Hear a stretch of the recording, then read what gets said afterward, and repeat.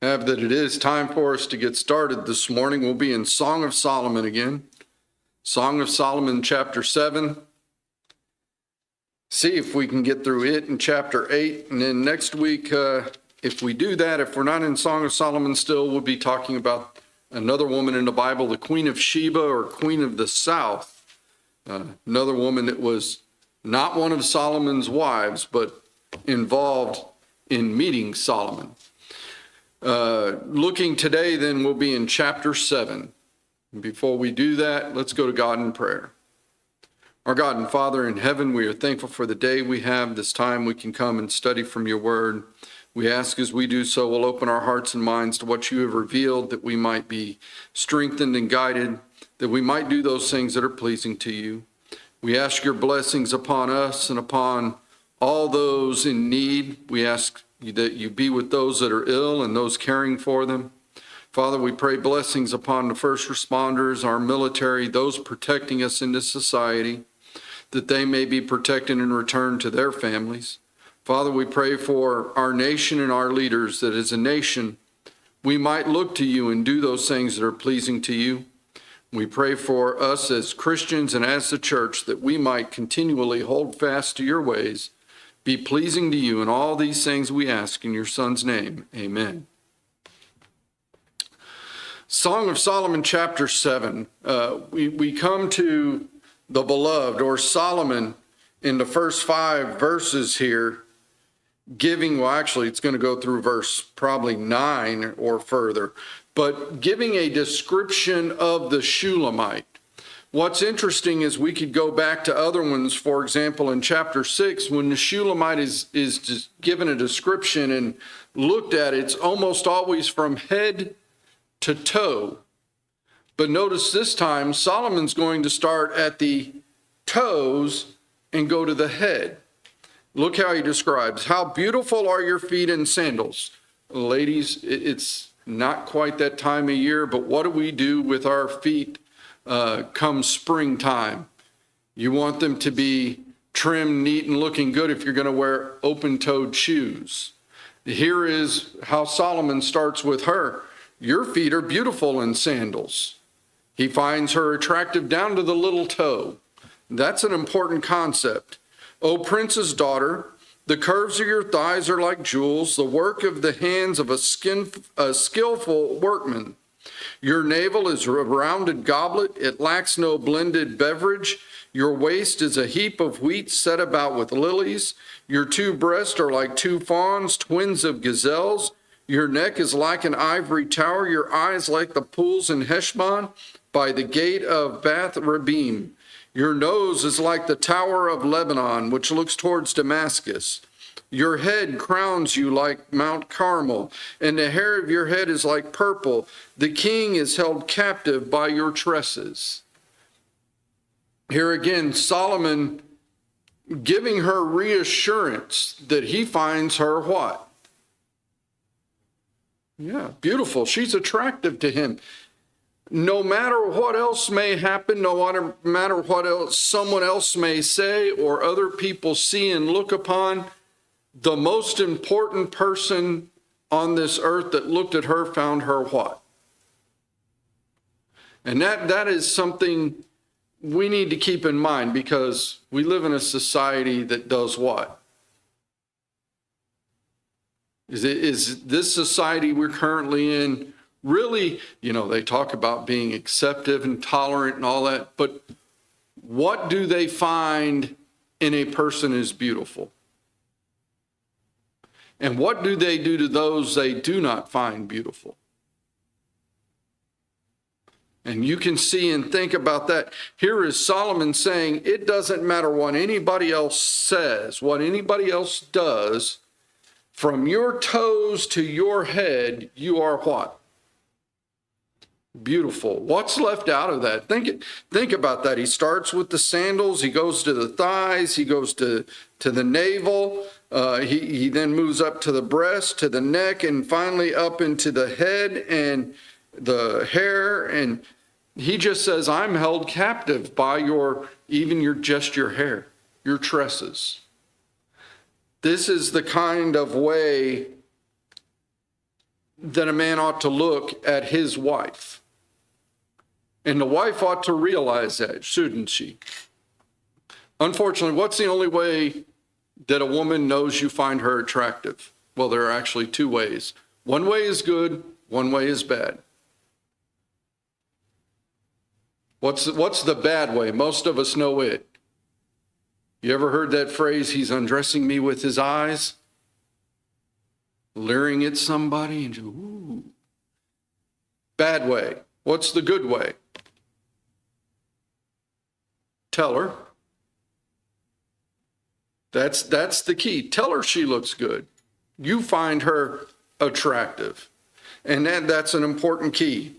Looking at verses 6 through 9, as really he continues this description of her, he says, how fair and how pleasant you are, O love, with your delights. This stature of yours is like a palm tree, and your breasts like its clusters. I said, I will go up to the palm tree, and I will take hold of its branches. Let now your breasts be like clusters of the vine, the fragrance of your breath like apples, and the roof of your mouth like the best wine. Do you think Solomon might be physically attracted to this woman?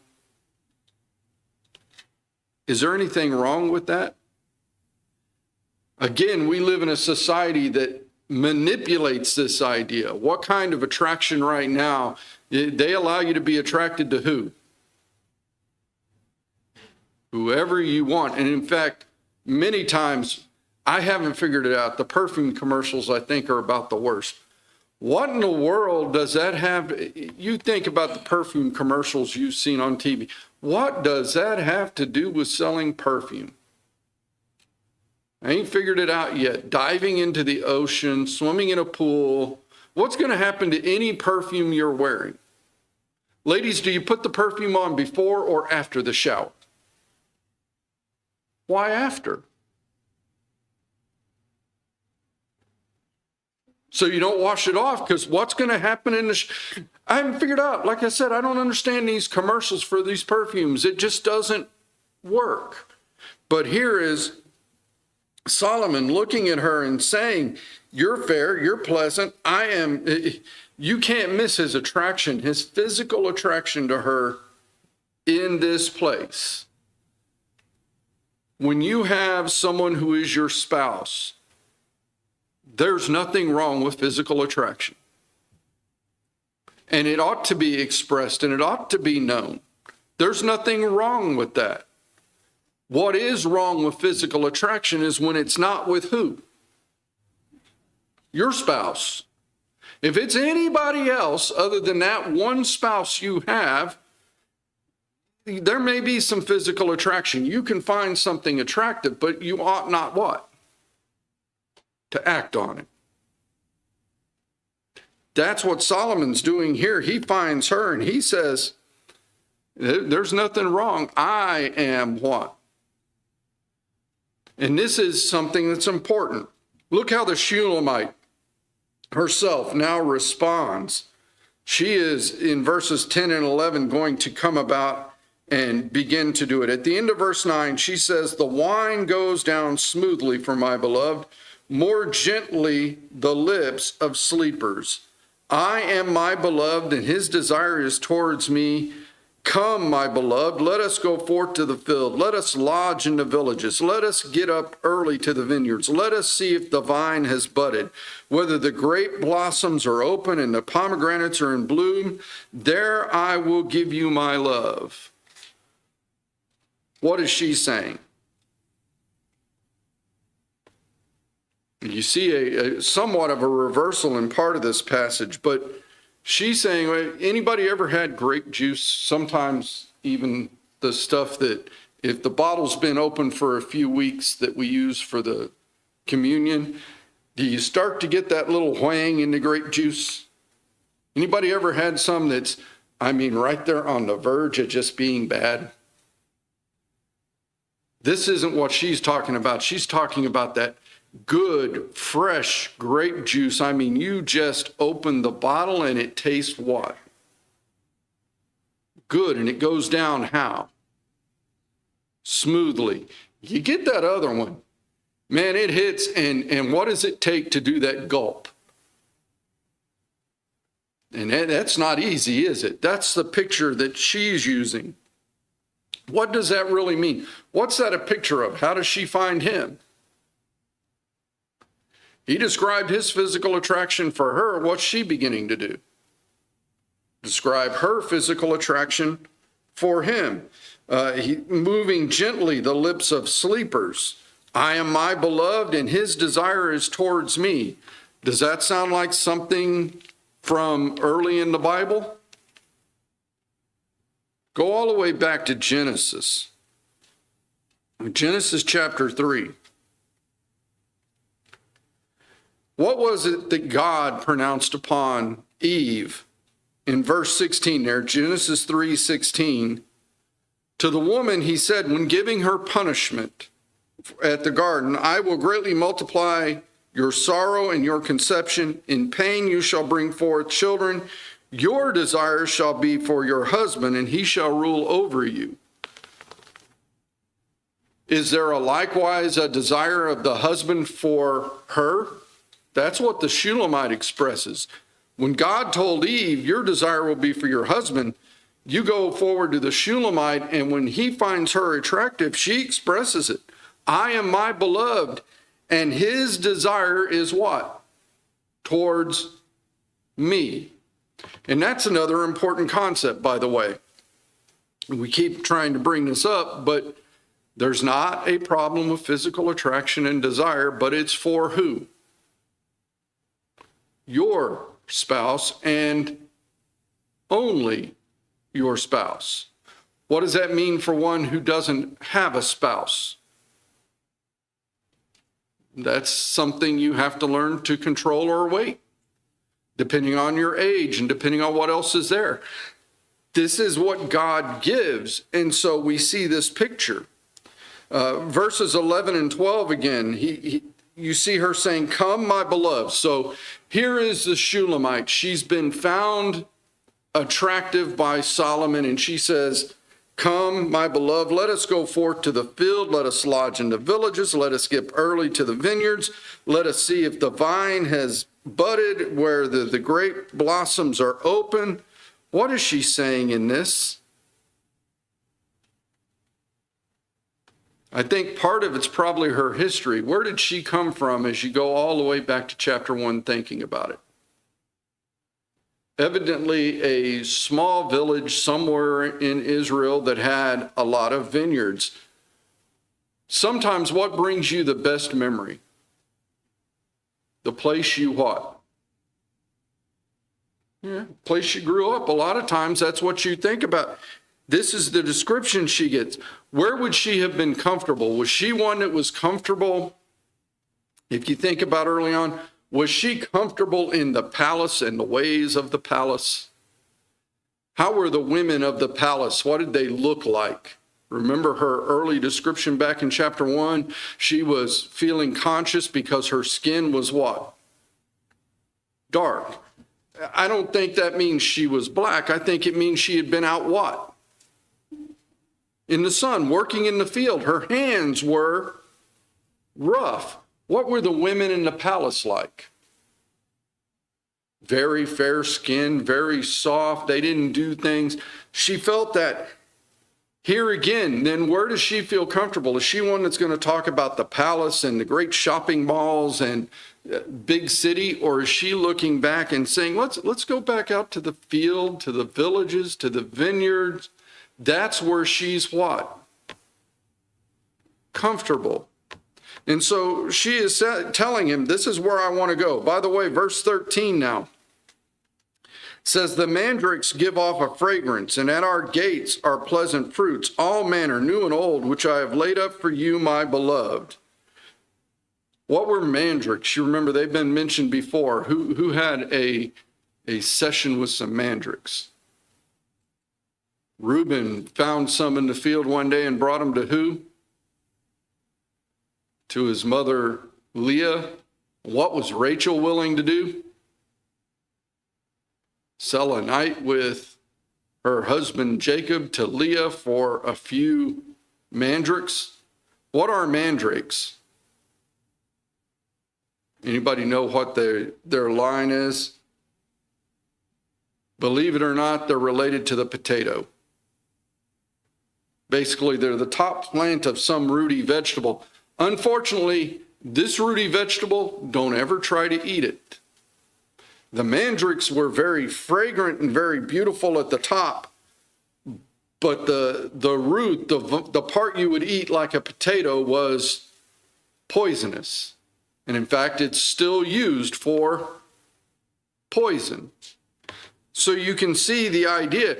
You see and I don't think there's anything to the bottom. What was it they used mandrakes as? They weren't edible, so they were what? Decoration. Pleasant. A great odor. Do you do that at the house? Anybody here use potpourri or potpourri, if you pronounce it like us guys do? You know, what all's in potpourri? Depending on what you want it to smell like, just about anything. Is some of it not editable? But yet it does what when you put it in water and boil it? Smells real good. This is the mandrake's idea. They give off a great fragrance. At our gates, she says, are all kinds of pleasant fruits, all manner new and old, which I've laid up for my beloved. What is she talking about when she says that? Well, at least one commentator, he puts it this way. He says, fruits new and old, flowers and herbs of every kind which the season could yield. The literal sense, allowing for the concealing metaphors, is, I believe, of a widely different nature from what is generally given, but it must be left to the reader's prudence. In other words, what is that commentator saying? And this is a danger that we've had throughout Song of Solomon. Can you take metaphors too far? Yes. And there are some people that take this point here and try to make it so much difference. What has she done? She's saying, I've prepared our abode. Ladies, do you try to keep the house clean? And when it's that very special time, do you do something special to help with that? Men, Valentine's Day was just past. No, I did not buy any flowers, but I did get the chocolates, which was the important part. Do you do things for her that are special in that kind of idea? Trying to make the place you're at what? Pleasant. And that's what she seems to have done. I've made the house pleasant. Come on, let's go out and let's go back to the country. It's where I'm more comfortable. We have a small cabin or whatever it is. I've gotten all kinds of flowers and spices. I've made it very pleasant, a place for us to be. This is the picture that we get of it so far. What's one of the things that we need to do as spouses, by the way? Think about what chapter 7 can give us as spouses. Whether this is at the beginning of the marriage or this is at some point later in the marriage, whether it's been after a fight, before a fight, with children, without children, what's one of the important things we need to be able to do and need to practice on sometimes? Being what? Being together. How often do you get with just your spouse? You know, we could all think of examples. How many of you will sit and watch something you have no concept what it is just because your spouse is watching it? Now, Neely loves this Turkish series she found on TV. She watches it. It's in Turkish. You have to read the subtitles. Yes, I sit and watch it. Yes, I have fun with it. There are times she tells me to go away because I'm what? Having too much fun with it. But that's it. Guess what she'll sit and do? Neely has no concept of Star Wars, Star Trek, or anything sci-fi. On the other hand, I enjoy watching sci-fi. I don't like some of the, have to be careful. I like some new Star Trek, but there's a lot of newer Star Trek I detest. The original series, some of that, Strange New Worlds has been pretty good. I can watch those. You know what she will sit and do? Even though she has no concept and no desire really for star anything, because I want to watch it sometimes.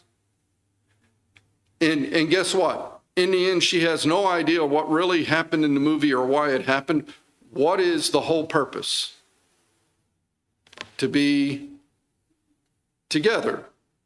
That is what we see here with Solomon and the Shulamite. Yes, there's a physical attraction, that's part of it, but it's also just to be what?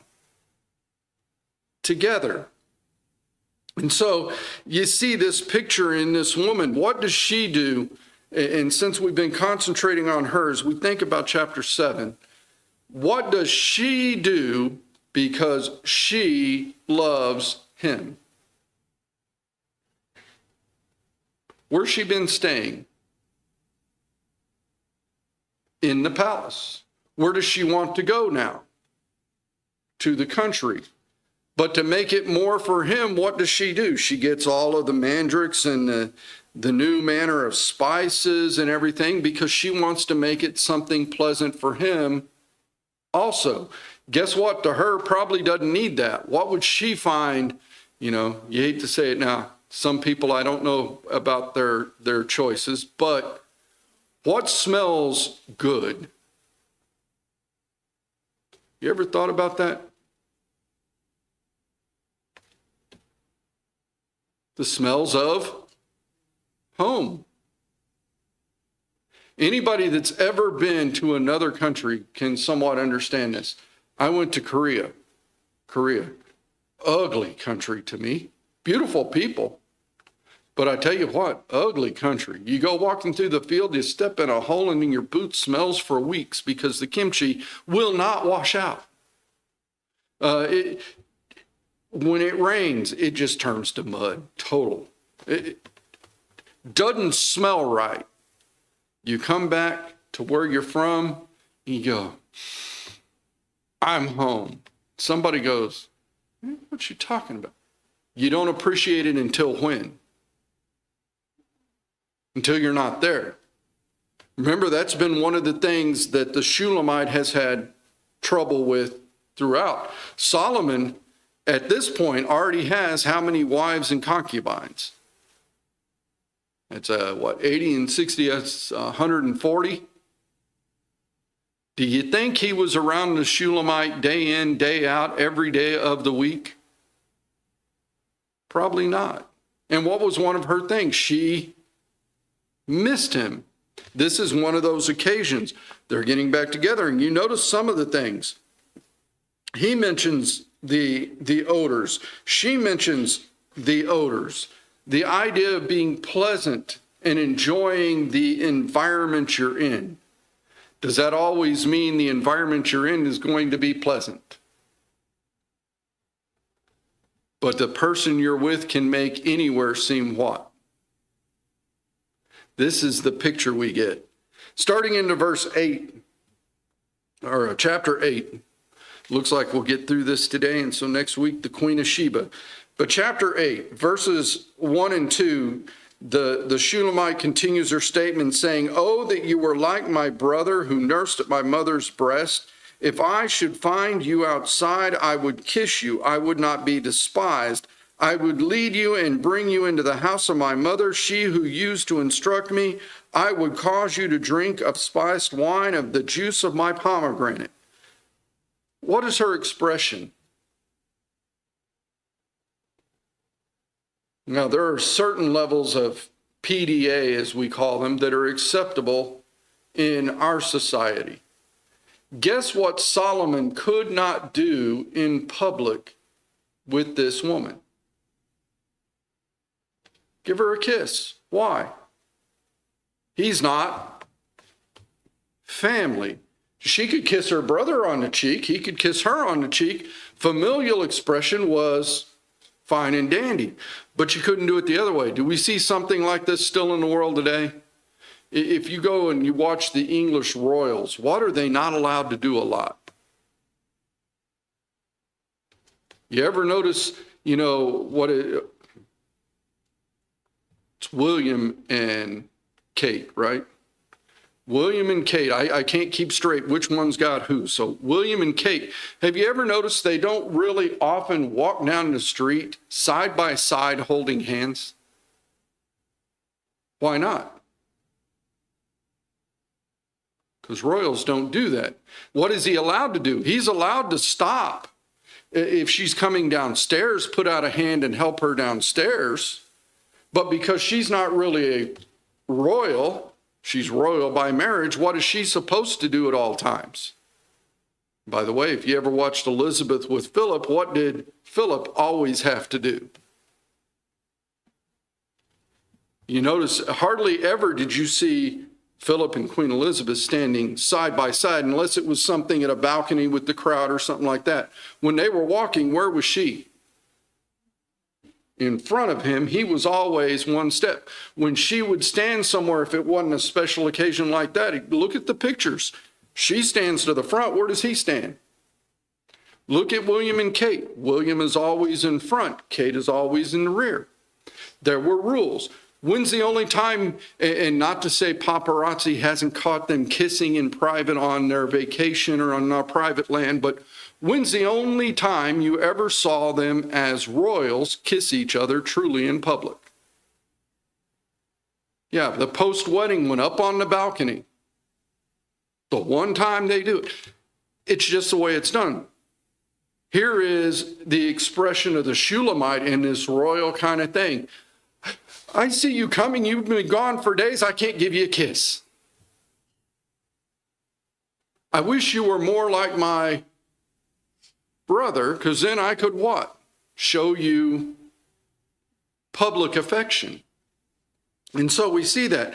But she goes, I wish you were, but you're not. So what I'll do is I'd lead you to the house of my mother. We would go in, sit down, and we would be able to then have a discussion. In fact, she's looking for instruction. If you think about it here, she points to her mother who used to instruct her. Think about who she is now, the betrothed, the one she's married to. Who is her beloved? And what special characteristics does he have? This is Solomon. And somebody could go, oh, the king, he's very, very rich. He has all the power, the beautiful palaces, the gold. And what was it that Solomon had from God that was so special? Wisdom. Who better to learn from? Now, does Solomon always use his wisdom appropriately? No. Guess what? He recorded part of that in some of the other writings he did. If we were studying Solomon, we'd go look at some, especially of Ecclesiastes, and then through the Proverbs. He pointed out that he did what? If I saw it and I wanted to do it, I went and did it. But guess what? I got to the end, and everything I could buy with my money, everything I could do with my hands, it was all what? Vanity. Here she is. She understands who she's with. I would like to take you to the house and have you teach me. In fact, some versions there in verse 2 talk about him teaching rather than just saying, into the house of my mother who used to instruct me. It talks about that thou wouldst teach me. Are there things you can learn from your spouse? And are there things you can teach your spouse? And vice versa. What's one of our weaknesses quite often? Especially us men. We've got to be the one, what? Yeah, the strong, silent type. I don't need you to do or tell me how to do anything. Which sometimes that works. Now, I make fun of this. I don't get asked to do the laundry often because I went through the military. My idea of laundry is I have 3 piles. There are whites, there are greens, and then there's everything else. That does not work in a woman's laundry mode, does it? And I understand that. If I was to do the laundry, I would ask how I need to do it. Neely looks at me sometimes when I go to the store. She gives me a list. She says, buy flour. And she spells it out, Flour. So I'm not looking in the wrong section of the store. I go to the flour aisle and I have to call her and say, all right, buy flour. There's all-purpose self-rising bread. There's pancake. There is bleached. There's unbleached. There's enriched. There's unenriched. There is whole wheat. There is... What flour do you send me to buy flour, and you do not walk into the store and just go, flour.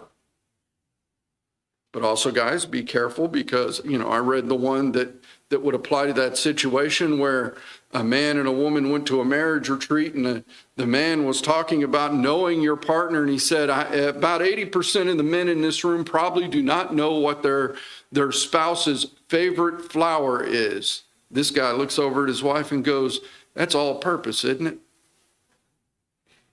Yeah, wrong flour. Make sure you know which flour to start with. This is what we see with Solomon and this woman. They want to learn from each other. They find each other attractive. Now notice we get a time out to the daughters of Jerusalem again at verses 3 and 4. And again, I've said it multiple times throughout the letter. We don't know if literally at times she went and talked to a bunch of other women in Jerusalem or if this is the thought in her head. Does it matter which? No, it's recorded for us.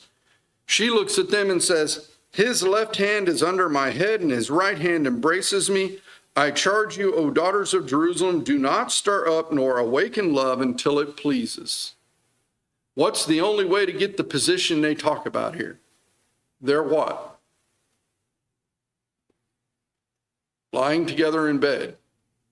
What is her instruction to the daughters of Jerusalem? You don't do this with a man until when?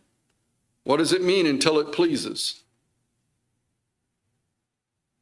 Anybody ever watch court or been to court? What is one of the famous phrases that almost every attorney uses at some point? If it pleases the court. What does that really mean? Is it acceptable? Is it right? If it pleases the court, I'm asking your permission. Permission from the court would be equivalent to having it be lawful, right? What is she saying here? Don't do it until it pleases, until it's what? Lawful and correct. When is that, by the way? Is there a clear line that tells you when this is? When you're married, and only married to the person you are with. So, I'm not married to him, okay? It's not legal. She's not married to me, not legal. He's not married to me, not legal. Well, she's not married, but I am. It's not legal.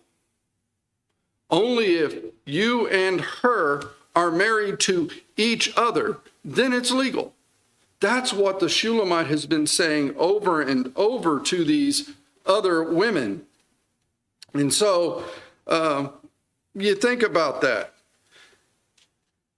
Verse 5 and following. Verse 5 says, who is this coming up from the wilderness, leaning upon her beloved? I awakened you under the apple tree. There your mother brought you forth. There she who bore you brought you forth. Earlier, how did Solomon come? You remember when Solomon came to finally greet her and take her to be wife, how did he arrive? Had all the people carrying him on the chair. He was held up. He didn't have to walk. He was being carried in. We think about that in the movies. You see it quite often. Here is sort of the same thing, that a relative is looking at now the Shulamite what? Coming. Who is she now? Now this gets hard on people. What was she before? Well, she was that young Shulamite girl over there working out in the vineyard. Who is she now? Queen, or a queen at least. She has the support of who? Solomon. He's given her these privileges. Here she comes and leaning upon her beloved. In other words, leaning on Solomon even. And so we see the bride carried in a procession, a regal state to meet the king. Her sole companionship with him. You see this whole picture being brought up, and those who knew her before are looking and saying, who is this? You ever had that? Sometimes you wonder about, who is this? You go and you grow up, but when you come back to your home, what do most of and I'm not picking on those with some experience, but what do the older ladies always remember you as? Whatever it was that stuck in their head from when you were this, and now you're doing something much different, but they still remember. By the way, if you ever have a parent and have to deal with dementia, you'll understand this.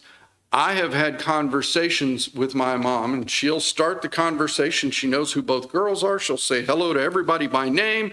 The next moment, she can remember my name, but can't remember anybody else. And she's talking about it when I was probably about 6, 7 years old.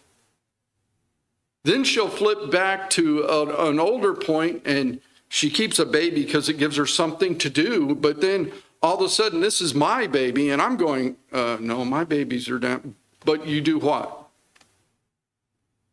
Just go on. Why? Well, it's that same thing happening. It's a physical manifestation of what we talk about here. People have memories, and that's what this relative sees with the Shulamite. The Shulamite needs a remembrance. She's not what? She's not that little girl anymore. She's not out working in that vineyard. She's now the what? Queen. There's a difference. But people sometimes have trouble with that. And just to stay on dementia and or those who are approaching the end of their life, because Dad would do the same thing. What never to do with them is argue. Just thinking about that, Dad would have that moment. We need some gas in the car. I took care of it, Dad. All right, let me get you some. We'll handle the money later. Don't worry about it. And Dad would go on. He'd say the same thing to Mom, and Mom would start to argue with him, which only what?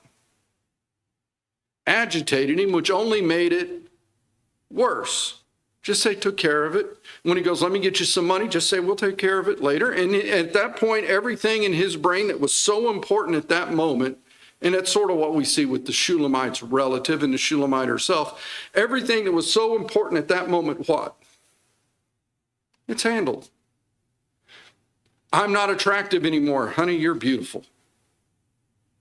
To the one person that matters, you are what?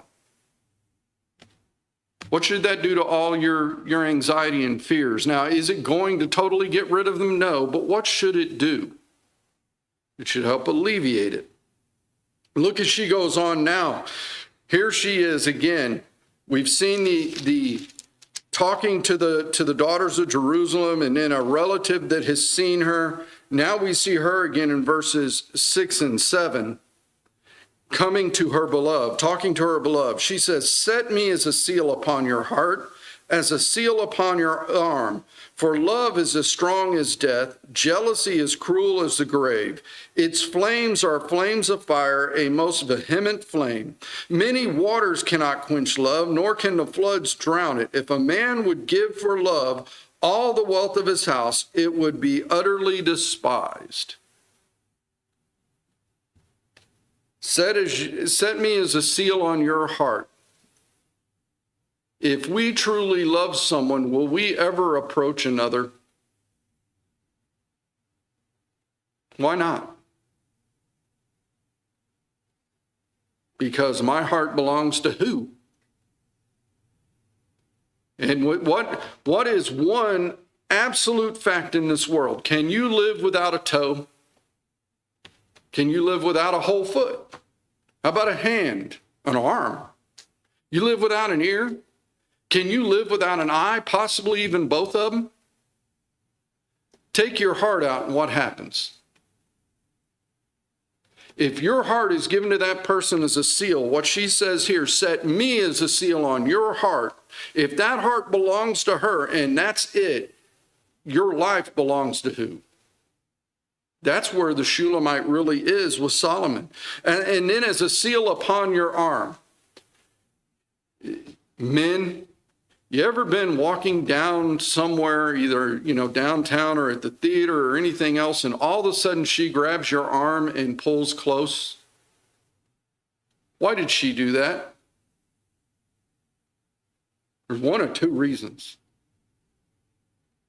One reason might be because, hey, she's a little cold, needs some warmth, and just wants to show you that love. The other is, guess what? She saw another woman look at you. And what did she immediately do? He's mine. That's what it is. And what is the Shulamite saying it's supposed to be? There should be that. And in fact, she starts to talk about love.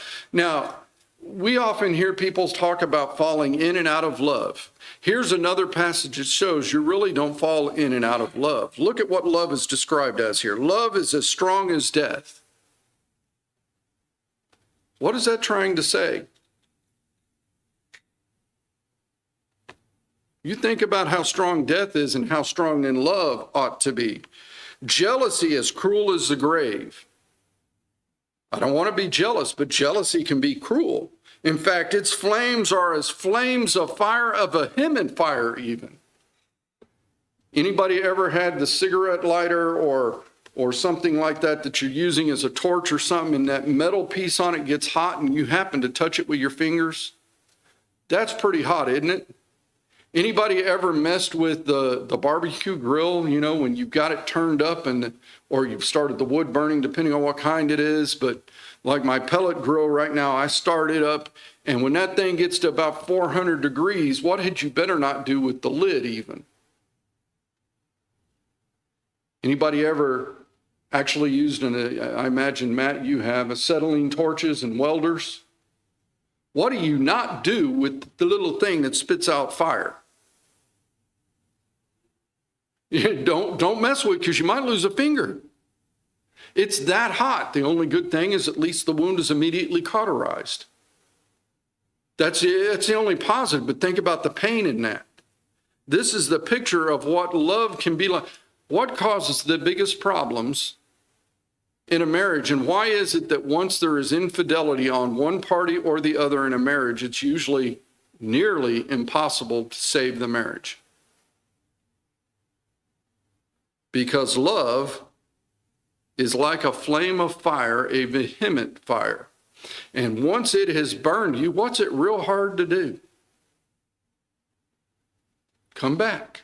And so we see that she's giving that description. This is what it's like with you. It's like, I want to be with you. In fact, many waters cannot quench love, nor can floods drown it. If a man would give love for all the wealth of his house, you gave everything you could for what you thought was love, what would it be?